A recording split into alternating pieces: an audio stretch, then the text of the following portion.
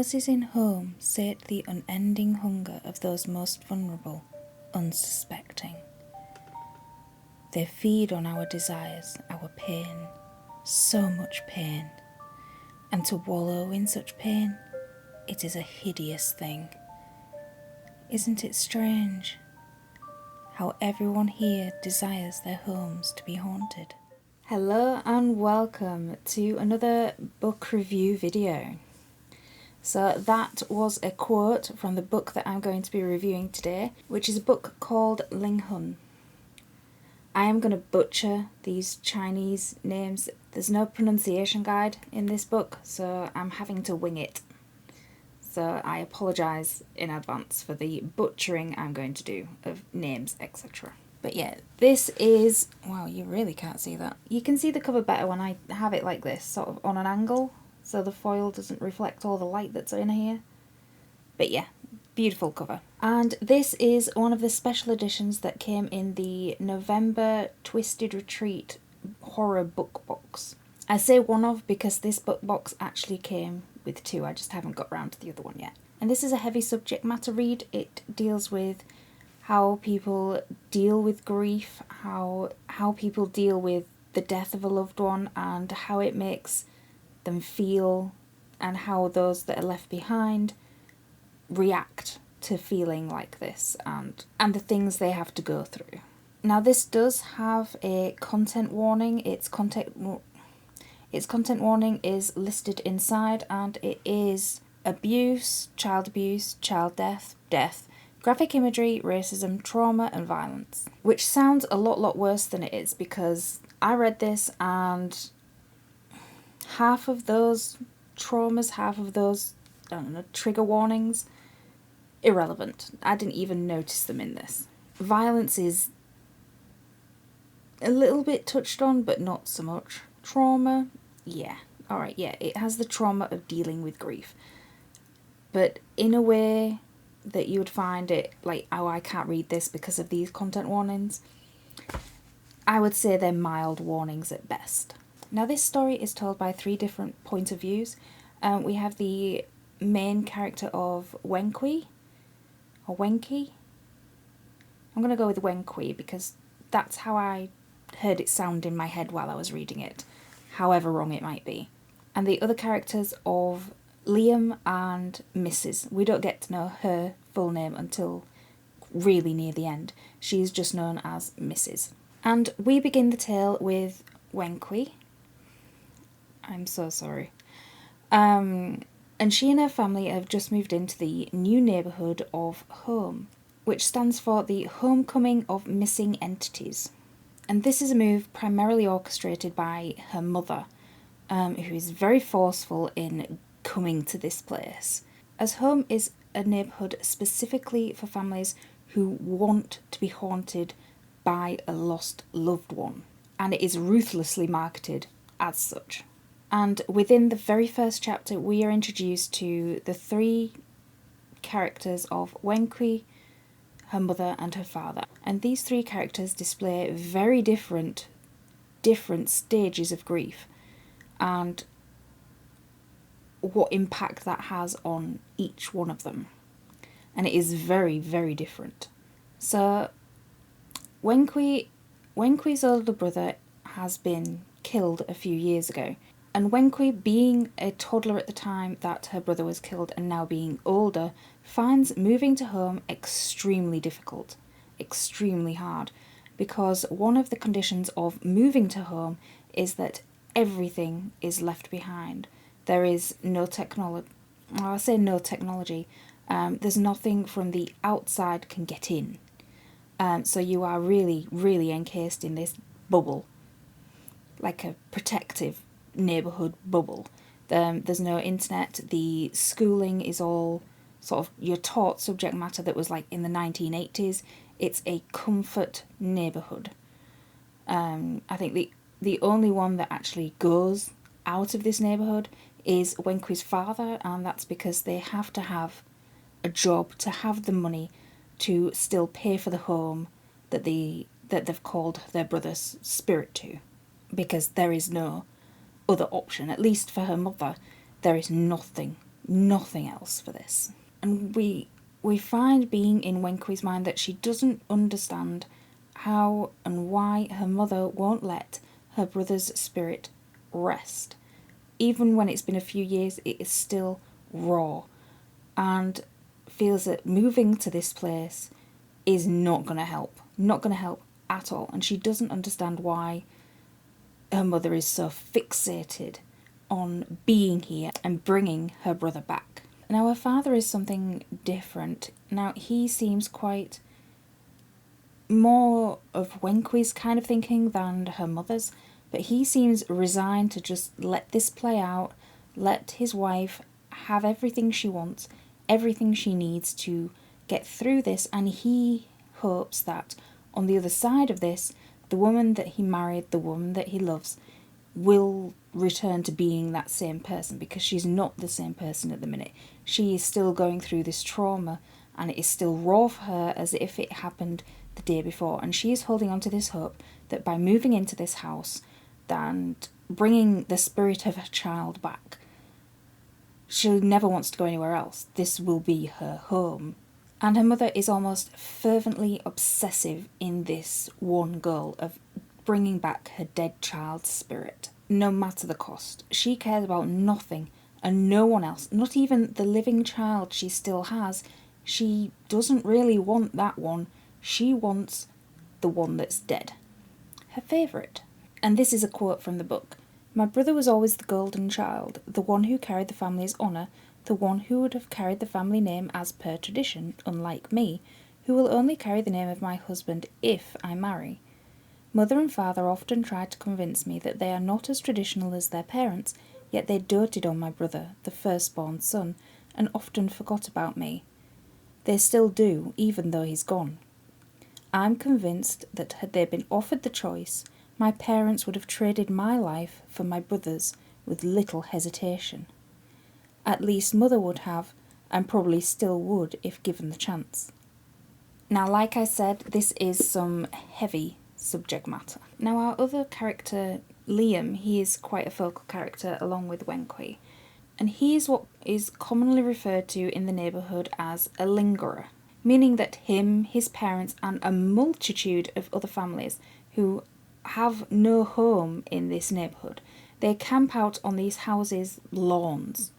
And they do this for years, just waiting for the chance for the family who is in the house at the minute to either heal or die or leave the neighbourhood so they can bid to get the house, to go live in the house, and to bring back the spirit of their own familial loved one that has been lost. And some of these families are out on these lawns for years, living in tents, sleeping rough, money dwindling away because they have to pay to be in this neighbourhood and they don't have a house. And some of them use various means to get into a house or even get the families out of those houses so they can go in. Befriending them, blackmail, manipulation is very, very prevalent. But Liam isn't like his parents.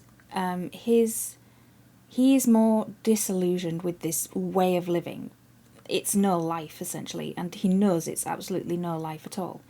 And he sees Wenkui not fitting in with this ideological way of life and questioning why is she here? Why is everybody here? Why? And he latches onto that as a fellow friend. Now, in the beginning, they're not friends, and he has an ulterior motive in the beginning. But that kind of fizzles out as the story goes on. And he longs to escape this neighbourhood, the neighbourhood of home, because it is no home. And he is even quoted as saying, "This town worships the dead, but has no respect at all for the living." And that encompasses so much. And the third character is Mrs. We don't get her last name, not until near the end, and I can't remember it. But she lives in the only house in the entire neighbourhood which is unhaunted. And it's driving her a little crazy because that's the whole reason she moved in. And it's like she is suspended in time. She is constantly, patiently waiting, doing everything she can to have her husband's spirit come through to her, because she loves him, she misses him, but at the same time she loathes him for what he was like. He's written as quite, I would say, abusive. Not physically, but mentally. Well, for a start, there's a language barrier, and he ignores her, completely ignores her, and I think he has an affair at one point. But she has been waiting decades in this house, the only house that is unhaunted, seeing people in this neighbourhood, because everybody watches everybody through the windows, seeing people embracing the spirits of their loved ones that have come through, and she is constantly seeing this and constantly trying for her husband's spirit to come through, and he never does. I think on purpose, as part of his abusive cycle, reaching her from beyond the grave. But it's never quite said. Now, do I have criticisms for this book? Absolutely. This, from what I've found, what I've gathered online, has been marketed as a modern gothic horror. It isn't. At all. Just because it has ghosts in it does not make it a gothic horror. Gothic horror calls to mind such things as Dracula, Frankenstein, Edgar Allan Poe, H.P. Lovecraft, etc. They are gothic horrors, books and writers. And to me, it's not even gothic literature. To me, gothic literature is the likes of Wuthering Heights, Jane Eyre, Northanger Abbey. Dark, really dark atmosphere. This doesn't have that. But that being said, and regardless of the flaws in the marketing that I've found, it is a beautiful read. The narrative is heavy and it is really well written. And when I'd finished it, when I closed it, although I didn't feel sad and I didn't cry, it did have like a melancholic cloud, just sort of thought-provokingly melancholic, for want of a better word. That word keeps coming back to me today. And I wouldn't say that I enjoyed reading this, because I don't think it's a book that's meant to be enjoyed in the normal sense of the word. That, I happily enjoyed this. I didn't, but I liked reading it. Now you could ask, if you liked reading it so much and the writing is so good, why not give it 5 stars? Because I've only given it 3.5. And that's because there's 2 separate events in this book that I don't feel need to be there. They're just, what are they for? And I think it would have been a lot more hard-hitting if these events had never been included. And it just dealt with that nucleus of the family and their dealings with the stages of grief as it went on and on and on, which it doesn't. The whole bidding, auction, violence for one of the houses that the family is leaving, just ends up coming straight out of the blue. And I think if you're going to include something like that, either, and have it be more impactful, either have a bigger build-up to it, or have it happen more often, which would bring home the absolute senselessness of bankrupting yourself, killing yourself, throwing your family members in this melee to get a house to speak to a dead loved one. Just would blow my mind more if it happened more often. Because at the point it happened, it pulled me straight out of the calming flow that I was on my journey through this. And it was about characters that I, 1, didn't know, and 2, didn't care about. And I felt that the story was a lot more harrowing when it concentrated more on the family dynamic of Wenqui's family. Her mother, her father, her dead brother. And how this family dynamic was slowly falling apart, and the trauma that comes with that. The breakdown of relationships, the unending grief of some. And we never really got that. And then we get to the ending. The ending I really didn't like, because it was choppy and it was abrupt, and it was just so many questions. It's like, what? Really? Really? That's how you're going to end this? And if you've watched some of my videos, I can get really annoyed with books that are really good or books that I like that don't stick the ending. It really annoys me when they don't. But on reflection of this, I've waited a day to write the review that goes with this. I think that kind of ending, I think it was on purpose. I might be looking too much into it, but I think it was. Because on thinking more about it, that type of ending is more of a perfect reflection of the subject matter that is in this. Because the whole thing about death is that it is abrupt. You are left with so many unanswered questions, and the sort of aftershock of death being grief will go on, and some of those questions never get answered. I'm still sticking with the 3.5 stars for it, because for me, a book gets 5 when it really makes me feel something, when I am immersed in it and I can't put it down, when I lose sleep because I want to read it. And a 4 is when it doesn't quite hit that 5 feeling, but it's wow. And this, it didn't grab me.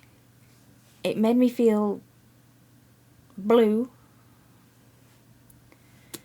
but it's still such a good read. And the cover is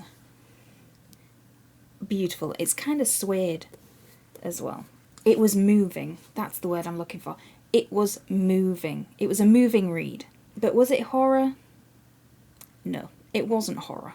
It was beautiful. So if you've read a book recently that has moved you in any way, please comment that down below, and who knows, I might even add it to my growing TBR pile. And if you like this video, please drop that like down below, and please don't forget to subscribe, because I have lots of videos coming forward in this year, and I can't wait to make more bookish content for you all to enjoy. And as always, keep reading.